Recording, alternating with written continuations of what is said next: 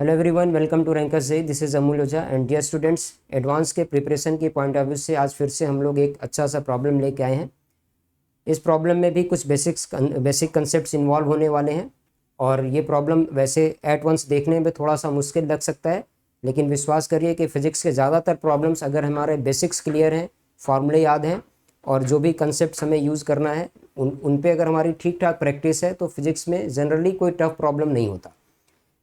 तो चलिए आज हम लोग ज़्यादा टाइम वेस्ट नहीं करेंगे और आते हैं सीधे अपने एडवांस के लिए इस क्वेश्चन पे। तो एडवांस के पॉइंट ऑफ व्यू से हमने ये क्वेश्चन यहाँ पर लिया है। इसमें कुछ ऐसा दिया गया, particle of mass m is given a horizontal velocity v nought which is equal to square root of gh/3 inside a smooth right circular cone of height h near its brim as shown in the figure. तो यहाँ पे क्या दिया गया है कि एक right circular कोन है जिसकी हाइट h है और इसके ब्रिम के पास एक पार्टिकल को एक हॉरिजॉन्टल वेलोसिटी दी गई है v नॉट कुछ इस तरह से, जिसकी वैल्यू है स्क्वायर रूट ऑफ gh/3। ऐसे एक हॉरिजॉन्टल वेलोसिटी दी गई है। ये इस तरह से अगर कोई कोन है तो इसके अंदर एक हॉरिजॉन्टल वेलोसिटी दी गई है किसी पार्टिकल को और वो वेलोसिटी कितनी है, रूट gh/3। और इस कोन का सरफेस स्मूथ है, ऐसा यहाँ पर बताया गया है as shown in the figure. If the particle reaches the lowest height h by n inside the cone, then find the value of n। अगली बात इसमें यह बताई गई है कि if the particle reaches the lowest height h by n inside the cone, then find the value of n। अगर ये पार्टिकल कोन के अंदर एक lowest height h by n तक पहुंच रहा हो तो n की वैल्यू क्या होगी। तो इस प्रॉब्लम में क्या दिया गया है, यहाँ इसमें टॉप पर एक हॉरिजॉन्टल वेलोसिटी दी गई है किसी पार्टिकल को v नॉट जिसकी वैल्यू है रूट gh/3 और इस वेलोसिटी की वजह से ये इस कोन के अंदर ऐसे चलते हुए आ रहा है और धीरे धीरे नीचे भी चला जा रहा है। और नीचे आते आते इसमें एक ऐसी सिचुएशन आएगी कहीं ना कहीं जब ये किसी लोवेस्ट पोजीशन पर पहुंचेगा। तो जब ये किसी लोवेस्ट पोजीशन पर पहुंच रहा है उस समय ग्राउंड से जो उस पार्टिकल की हाइट है वो है h/n, जबकि पहले से इसमें इस कोन की हाइट है h और ये पार्टिकल इसके ब्रिम के पास से ही छोड़ा गया है। तो इस प्रॉब्लम में हमें n की वैल्यू बतानी है।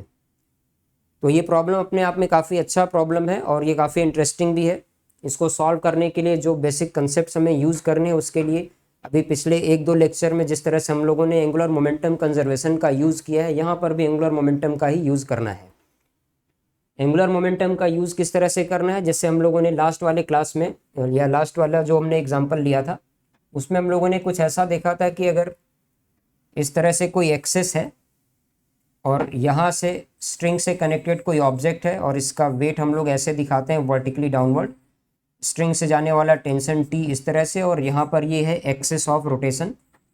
इस तरह की एक सिचुएशन हमारे लास्ट वाले लेक्चर में थी।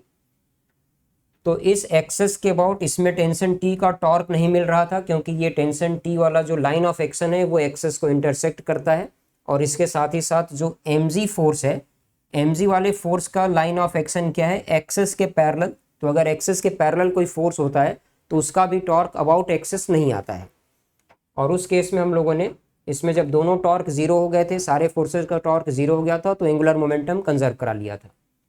इस प्रॉब्लम को अगर हम लोग सॉल्व करना चाहें तो यहाँ पर भी कुछ ऐसी ही सिचुएशन है। इस प्रॉब्लम में भी लगभग उसके सिमिलर सिचुएशन है। तो यहाँ पे सिचुएशन क्या है कि जैसे इस पार्टिकल को हमने इस तरह से वेलोसिटी दिया और ये किसी भी इंस्टेंट पे कोन के अंदर कहीं पर भी हो, इस पार्टिकल पे अप्लाई होने वाले दो फोर्सेस होंगे। एक तो होगा ऑब्जेक्ट का वेट जो कि वर्टिकली डाउनवर्ड होगा और दूसरा होगा उस पे कोन के सरफेस से अप्लाई होने वाला नॉर्मल का फोर्स। तो अगर हम लोग इसमें थोड़ा सा ध्यान दें, इस प्रॉब्लम को सॉल्व करते समय थोड़ा सा अगर इस पे ध्यान दिया जाए कुछ इस तरह से, तो सपोज करिए किसी इंस्टेंट पे अगर ये पार्टिकल यहाँ पर है और एक्सेस ऑफ कोन इस तरह से है, तो इस पार्टिकल पे कोन से जो नॉर्मल अप्लाई होगा वो इस तरह से होगा और इसका वेट mg होगा वर्टिकली डाउनवर्ड। तो यहाँ पर हम लोग ये देख सकते हैं कि नॉर्मल फोर्स एक्सेस को, ये जो एक्सेस है नॉर्मल फोर्स इस एक्सेस को इंटरसेक्ट कर रहा है और mg वाला फोर्स इस एक्सेस के पैरेलल है। तो अगर हम लोग इस एक्सेस को कंसिडर करें तो यहाँ पर इस एक्सेस के अबाउट नॉर्मल का torque as well as mg दोनों का ही टॉर्क जीरो आने वाला है। और अगर किसी एक्सेस के अबाउट टोटल टॉर्क जीरो हो जाता है तो उस एक्सेस के अबाउट हम लोग एंगुलर मोमेंटम को कंजर्व करा सकते हैं। तो ये इतना ध्यान रखना है। दूसरी बात क्या है, दूसरी बात यहाँ पर ये है कि इसमें जो कोन कंसिडर किया गया है, इस कोन का सरफेस स्मूथ है, तो इसमें किसी भी तरह का एनर्जी का लॉस नहीं है, तो यहाँ पर हम लोग मैकेनिकल एनर्जी को भी कंजर्व करा सकते हैं। तो ये दो कंडीशंस को अप्लाई करना है और इसके बाद इसको सॉल्व कर देना है। तो चलिए इसका सोल्यूशन देखते हैं हम लोग किस तरह से इसको सॉल्व कर सकते हैं। तो सोल्यूशन में पहली बात तो हमारे सामने यही है कि इस सिस्टम का एंगुलर मोमेंटम क्या है, कंजर्व्ड है। Angular momentum of the system यहाँ पर कंजर्व्ड है। क्यों कंजर्व्ड है, उसके लिए पहले हम लोगों को एक्सेस डिफाइन करना होगा। एक्सेस हमने ये वाला कंसिडर किया है जो कि कोन का ही वर्टिकल एक्सेस है। यहाँ पर किसी भी इंस्टेंट पे दो फोर्सेस हैं, नॉर्मल फोर्स। नॉर्मल वाला फोर्स क्या कर रहा है, एक्सेस को इंटरसेक्ट करेगा। Normal force intersects the axis. अगर नॉर्मल फोर्स एक्सेस को इंटरसेक्ट करेगा तो इसकी वजह से नॉर्मल का टॉर्क कितना हो जाएगा, 0। It implies that torque due to normal force is equal to 0। पहली बात ये है। दूसरी बात क्या है, अब दूसरा फोर्स जो अप्लाई हो रहा है वो है ऑब्जेक्ट का वेट। ऑब्जेक्ट का वेट mg। तो ऑब्जेक्ट का जो वेट mg है उसका डायरेक्शन वर्टिकली डाउनवर्ड है और ये एक्सेस भी वर्टिकल ही है, तो इस बार mg क्या है, एक्सेस के पैरेलल है। This force mg vector is parallel to the axis. तो अगर mg वाला फोर्स एक्सेस के पैरेलल है तो वापस से इसका टॉर्क हमें क्या मिलेगा, 0 अबाउट दिस वर्टिकल एक्सेस। तो torque due to mg vector is also 0, क्योंकि ये क्या है, एक्सेस के पैरेलल है। तो इस ऑब्जेक्ट पे दो ही फोर्स अप्लाई हो रहे हैं, नॉर्मल और mg, और इन दोनों का ही टॉर्क अगर हमें 0 मिल रहा है तो इसका मतलब क्या हुआ, इस वर्टिकल एक्सेस के अबाउट ऑब्जेक्ट का मोमेंटम कंजर्व होना चाहिए। तो angular momentum of the object is conserved about this vertical axis. तो ये तो एक बात हो गई। अच्छा, इस कंजर्वेशन में दूसरी बात यह है कि हम लोग इसमें ये देख सकते हैं कि इस ऑब्जेक्ट को यहाँ पर हमने एक हॉरिजॉन्टल वेलोसिटी दिया है v0 और ये एक्सेस ऑफ रोटेशन से किसी डिस्टेंस पर होगा। इस डिस्टेंस को मैं मान लेता हूँ कैपिटल R। इस डिस्टेंस को मान लेता हूँ कैपिटल R और ये वाला एंगल मैं सपोज कर लेता हूँ थीटा। और यहाँ से घूम के जब लोवेस्ट पॉइंट पर पहुँचेगा तो उस समय भी ये एक्सेस से कोई परपेंडिकुलर डिस्टेंस होगा स्मॉल r। ये दो पॉइंट मैं कंसिडर कर लेता हूँ। तो इस पॉइंट पर देखा जाए वेलोसिटी हॉरिजॉन्टल है और ये एक्सेस से उसका परपेंडिकुलर डिस्टेंस है r। तो इनिशियल एंगुलर मोमेंटम हम लोग यहाँ पर लिख सकते हैं। इनिशियल एंगुलर मोमेंटम कैसे लिखेंगे, magnitude of initial angular momentum, इसकी वैल्यू क्या आ जाएगी, मास times velocity multiplied by perpendicular distance r, और r की वैल्यू क्या होगी, capital H tan theta, mv0 capital H tan theta. ये एक इक्वेशन हो गया इनिशियल एंगुलर मोमेंटम के लिए। इसी तरह से हम लोग इसमें दूसरा एंगुलर मोमेंटम लिख सकते हैं। ये थोड़ा सा ज़्यादा ऊपर लिख दिया मैंने, वापस से लिख देता हूँ। L initial is equal to mv0 into r, where r is equal to H tan theta. तो ये इनिशियल एंगुलर मोमेंटम है। इसी तरह से जब हम लोग फाइनल एंगुलर मोमेंटम लिख रहे होंगे उस समय ऑब्जेक्ट का मास तो m ही है। फाइनल वेलोसिटी लोवेस्ट पॉइंट पर v सपोज कर लेते हैं। तो अगर फाइनल वेलोसिटी लोवेस्ट पॉइंट पर v सपोज कर लिया जाए उस समय एक्सेस से जो डिस्टेंस होगा वो r के बराबर होगा, स्मॉल r। और स्मॉल r की वैल्यू क्या होगी, m into v. Small r की वैल्यू हम लोग यहाँ देख सकते हैं डायग्राम में कितना होगा, h बाई n का tan theta, h by n tan theta. ये वैल्यू है स्मॉल r की, h by n tan theta. तो ये दो चीज़ें हैं अपने पास, इनिशियल एंगुलर मोमेंटम और फाइनल एंगुलर मोमेंटम, और ये दोनों आपस में क्या होंगे, इक्वल होंगे। तो अगर हम लोग इन दोनों को इक्वेट करा दें, ये दोनों इक्वल हैं, इन दोनों को इक्वेट करा दिया जाए तो m से m कैंसिल हो जाएगा, tan थीटा कैंसिल होगा, h और h कैंसिल हो जाएगा। तो यहाँ से हमारे पास एक कैलकुलेशन मिलेगा, v0 is equal to v divided by n। एक इक्वेशन हमारे पास ये आ जाएगा, v0 is equal to v divided by n। या फिर हम लोग ऐसा कह सकते हैं कि स्मॉल v की वैल्यू क्या होगी, v0 into n। V naught की वैल्यू हमारे पास पहले से वी नॉट ऑलरेडी गिवन है, कितना, square root of g capital H divided by 3, ये पहले से गिवन है। तो लोवेस्ट पॉइंट पर जो वेलोसिटी होगी v, उसकी वैल्यू होगी v नॉट इंटू एन। अब इसमें दूसरी बात, ये तो हमने एंगुलर मोमेंटम कंजर्वेशन की हेल्प से देख लिया है। अब इसके बाद हमें दूसरी बात क्या ध्यान रखना है, तो दूसरी बात इसमें है कि इस सिस्टम के लिए हम लोग एनर्जी को भी कंजर्व करा सकते हैं। तो दूसरा काम ये करना है कि यहाँ पर हम लोग मैकेनिकल एनर्जी कंजर्वेशन और यूज़ करें।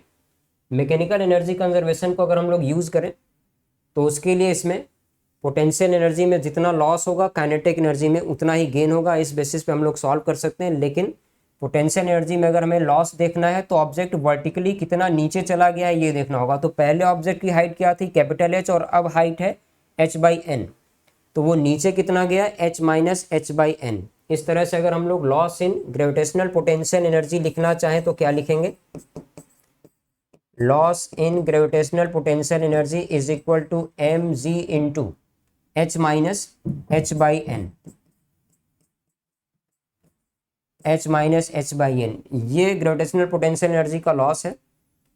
ये जो भी लॉस हो रहा है वो अपीयर कहाँ पे होगा, काइनेटिक एनर्जी के गेन में। तो दूसरा काम क्या करना है, gain in kinetic energy.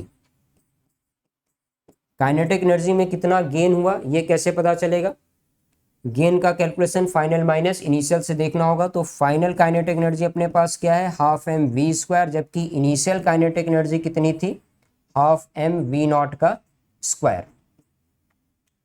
Half M v square minus half M we naught का स्क्वायर। v की वैल्यू अगर हम लोग चाहें तो यहाँ से v नॉट n रिप्लेस कर सकते हैं। तो ये कैलकुलेशन हो जाएगा हाफ m v नॉट का square multiplied by n square minus 1। ये कैलकुलेशन है गेन इन काइनेटिक एनर्जी का, और यहाँ पर कैलकुलेशन है लॉस इन पोटेंशियल एनर्जी का। तो इन दोनों को एक बार हमें इक्वेट और करा देना है। इन दोनों को इक्वेट और करा देते हैं, तो इससे हमारे पास जो भी कैलकुलेशन रिक्वायर्ड है वो आ जाएगी। तो एक बार देख लेते हैं, इससे इन दोनों को कंपेयर करने से क्या मिल रहा है, M ji H into 1 minus 1 by N, M ji H into 1 minus 1 by N is equal to half M we naught का square multiplied by N square minus 1। ये अपने पास कैलकुलेशन है, और इसमें वी नॉट की वैल्यू पहले से ही गिवन है रूट जी एच बाई 3। तो वी नॉट का स्क्वायर क्या होगा, G capital H divided by 3 multiplied by N square minus 1। तो इस प्रॉब्लम को अब हम लोग यहाँ पे सॉल्व कर सकते हैं। एम जी एच इधर और इधर ये दोनों कैंसिल हो जाएंगे। यहाँ से 6 को क्रॉस मल्टीप्लाई कर दिया जाए, 6 माइनस 6 बाई एन, या n माइनस 1 अपॉन एन लिख सकते हैं, 6 times n minus 1 divided by n will be equal to n square minus 1। N square minus 1 का मतलब क्या है, n minus 1 into n plus 1। ऐसा कुछ कैलकुलेशन आया। यहाँ पे हम लोग n माइनस 1 को कैंसिल कर सकते हैं, provided n is not equal to 1। तो अगर n की वैल्यू 1 के बराबर नहीं हो तो हम लोग क्या करेंगे, n माइनस 1 और n माइनस 1 को कैंसिल कर सकते हैं। n की वैल्यू 1 के बराबर नहीं आनी चाहिए, ये ध्यान रखना है।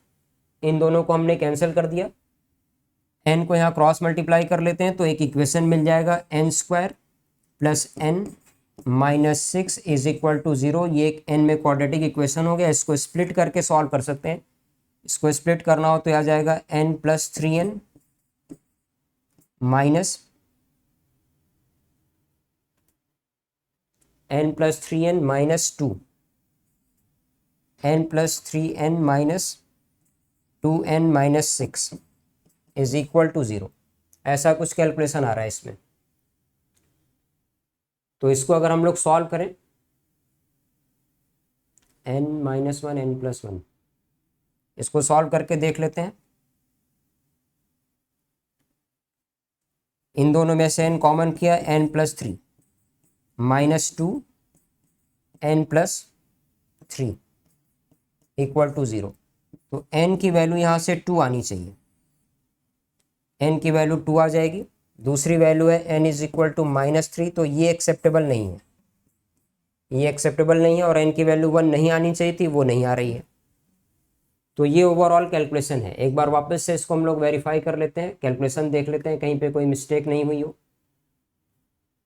हाफ एम वी नॉट का स्क्वायर एन स्क्वायर माइनस 1 और यहाँ पर m ji h 1 minus 1 by n, n minus 1 cancel हो रहा था, एन प्लस 1 यहाँ पे बचेगा और ये एन इधर आके मल्टीप्लाई होगा, n into n plus 1 is equal to 6। तो यहाँ से एन की वैल्यू 2 आ रही है, तो एन की वैल्यू इसमें 2 है। ये एक अच्छा प्रॉब्लम था जिसमें कि हम लोगों ने एंगुलर मोमेंटम कंजर्वेशन की हेल्प ली है और एनर्जी कंजर्वेशन की हेल्प ली है। शुरू में देखने में थोड़ा सा ये मुश्किल दिख सकता है, लेकिन फिजिक्स के ज़्यादातर प्रॉब्लम्स ऐसे ही होते हैं। अगर हमारा कंसेप्ट क्लियर है तो उसमें सॉल्व करने में कोई ज़्यादा दिक्कत नहीं आती है। तो आज की क्लास हम लोग यहाँ पर ख़त्म करते हैं। मिलते हैं इसी तरह के एक और वीडियो के साथ अगले लेक्चर में। तो तब तक के लिए अच्छे से पढ़ाई करिए। इस वीडियो से मैं उम्मीद करता हूँ कि आपने कुछ न कुछ सीखा ज़रूर होगा। तो जो भी सीख रहे हैं उसको अप्लाई करते रहिए, एडवांस की प्रिपरेशन करते रहिए। Take care, bye bye, good night.